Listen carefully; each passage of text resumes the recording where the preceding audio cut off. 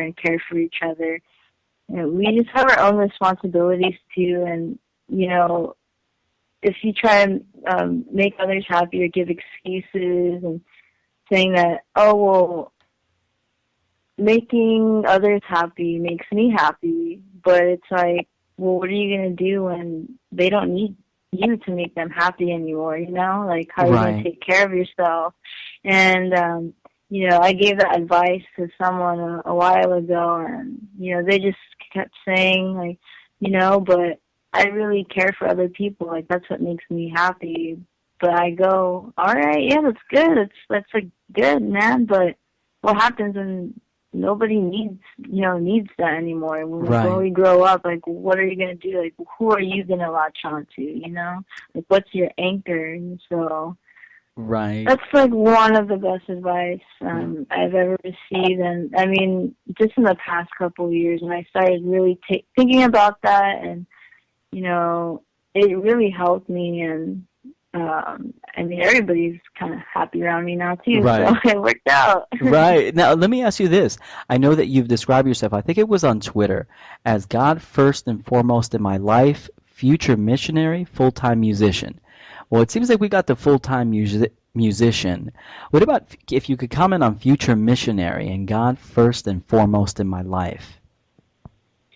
Well, so the church I attend, they're starting up a class soon, and being a missionary, we go into like some of the most dangerous places in the world, and sometimes not, and kind of people who don't know, like about God at all, or they don't, and they're in dangerous places, and they need help, and they need to know that there's people out there that care, and there's someone higher that it's, they're there struggling, but it's all in His plan. Right. And it's crazy because I was I was atheist for about 8 years, believe it or not. And wow. Okay. yeah, so the change was pretty drastic for me. I mean, I'm talking like I was hardcore like atheist. Growing up in most of my school life, I wasn't raised atheist, so I became atheist, and now I'm here as a Christian, and I could definitely say looking back on my life and seeing the difference, because I did grow up in a kind of I guess religious household, and so it's not just like some people say religion is a crutch kind of thing, but I think that's okay to say, because in the end, like we're just human, and we need that. For me, like we need Jesus, and I think, like just looking back on my life, I think there's like a big difference, when I had God and when I didn't, and so. And there's some things you just can't explain in this world that happen, and people say everything happens for a reason, and I used to say that all the time, and I never knew what that reason was, but now I always say, yeah, everything happens for a reason, because that reason, is God's plan. God's plan. Now that is loud right there. I mean, at Real Loud Radio, our mission statement is definitely to inspire others, to give freedom of expression without any kind of bias towards any kind of way of thinking. I mean, at our network, it's a global network. It's called the Bud and Roach Entertainment Network. We have a number of different stations, and really, the big mission is to let people express themselves in whatever way they feel comfortable with. And at Real Loud Radio, we really love looking at artists that are real, that are loud, people just like you and me, that we've got to work, we've got to go to school, we've got to we're trying to make sense of this world, and everyone is holding on to some way of thinking. And you'll see in our previous episodes that people have their comments on what they feel the best thing to do when you're pursuing a career in the arts, and very similar. It's not an easy road, and like you said, you were humiliated. You had friends that turned their back on you. Did you see that as do you think religion was involved in that? In the people turning their back against you? Back then, no. It never even passed my mind at that time because I didn't care. I didn't believe in anything. I had the mentality of, do it on your own, make it on your own, and I did. Like I did pretty good. Right. But I don't. At that time,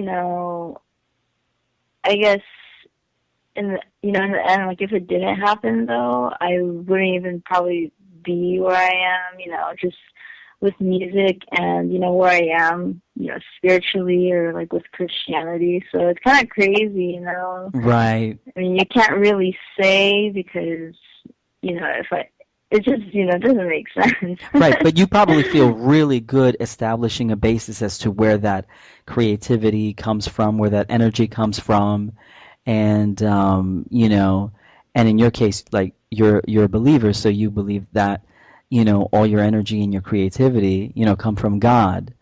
Yeah. Would you consider your music, even though would you consider it like Christian or spiritual, like spiritual music, I should say? Well, the songs, yeah, it's really interesting because, I've had this conversation before with somebody. Mm-hmm. I do have, like, I write worship songs. Okay, right. Just recently, actually. I never really thought about it, but before, I just really tried writing my songs that speak from the heart. I didn't really want songs that were just, I don't know, typical mumbo jumbo, right. like something that could really, really speak. And I don't know. At first, at first I didn't really think about, having it be spiritual or if it's just, a song. But right. My music, it doesn't always have to be spiritual, like, Coffee Delights. Right. It's just about two people, or just loving coffee. And, all my other originals, they're not, you don't hear God in it, but you could always, I think I try to make my songs to where it could be almost about anything, but in the it's about like a situation. It's a story, So if that's your story and you put your mind to it, and when you listen to it, like I want my song to be someone's story, no matter who that someone is, and no matter if their story is different, it can somehow like always relate to one song, And I think whether that's spiritually or if it's just a song, but I always try to keep them, of course, just positive. And I do have, like, sad songs, but, the ones that always speak from the heart and, just stuff like that. I hear you. I mean, because Coffee Delights, I just feel it's spiritual in the sense that I just hear so much of your soul in and your love and your and then there's that other side, the blues, some part of it in some of your songs. And it spoke to me. I mean, Coffee Delights, previous relationship I had with someone who, I mean, I loved coffee a lot with caffeine, and she wanted decaffeinated. And then I guess maybe to please me, she ended up drinking tea because I guess we didn't have to argue about anything, and she left me to the caffeine. So, but that every time I listen to Coffee Delights, I run up a couple of different pictures in my brain. And it feels good because there were times that we, had a good relationship and we were at Starbucks or we were at a certain coffee place, downtown in New York, and it was fun. And I find it so fun, so delightful to listen to that song. I wanted to ask you then, what advice that now that music is a little, to be a musician, I guess, is a little complicated. And then when you start answering these questions of all these people, friends, family, radio stations, about is it spiritual music? Would you consider yourself a Christian musician? There's so many things that a young person might get confused about when they want to pursue something that they like. I mean, what advice would you give to a young person interested in pursuing a career in the arts? I would say that there's definitely going to be people who won't like you. You're going to make enemies. I can say that because I actually got offered a record deal back a while ago, actually. Okay. And things happened, and I was about ready to go for it, and something told me that I had to check up with some, professional musician friends of mine who, they're out touring internationally, and they really counseled me and talked to me, and I in the end I didn't want to do it, and I made some big enemies. These people, they threatened me. They told Wow. me they would give me a bad name in the music industry, but when I hung up on the phone, I started laughing, and I was just like, wow, like, I mean, I didn't not think I was going to make some enemies, but, I mean, you definitely are, but I don't think that should, really bring, a person down, and that could be really scary, it's like, I'm but, sure. I'm scared. I mean, I'm scared already after hearing this and listening to, I think almost, well, I still need some covers more to go, but listening to a lot of the music that's there on YouTube and Real Loud Radio, Kat Padlan is with us, and you need to listen to her. She's real loud, and you've heard, an artist, upcoming, working hard to get her name out there, and from the get-go, it's been very difficult. It's not ESPI. I would look at your videos and your work, and it's so soulful, very relaxing, a lot of jazz, some R&B, and you have your presence, your stage presence, as someone that's so serene and peaceful, and it just, to think that you actually went through all these negative experiences and people, tried to suppress your artistry is it's very unbelievable. It's very, very difficult to believe. But like you say, that's the reality, and that is the reality that a lot of young people have to, deal with when they want to pursue that. Wow.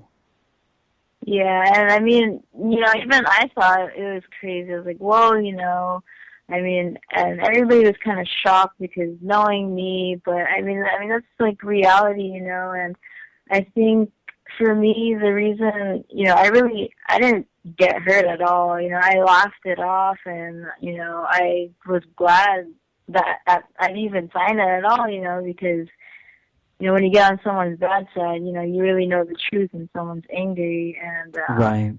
But for me, I think why, I never let it bring me down was, it's just having that foundation. I definitely think, though, if as a young person who wants to pursue music or anything artistic or just like any job, any career, is that you really have to have a foundation. Like, you need to know what you want to do. I mean, wasn't really sure that I wanted to do, but I knew that I wanted to do something in music. Not sure what. I had this pull towards it, and Wow. that was my foundation. And also, you have to have your foundation solid with, who you are and developing your art. And the number one thing for me is connection.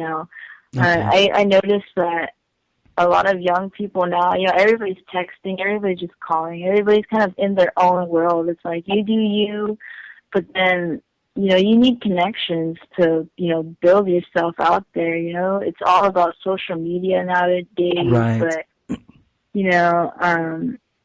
you never know who you might connect to, and, when you have all these things, when someone tries to come at you and bring you down, especially when you're not ready for it, you'll never fall, and they'll never be able to break you down because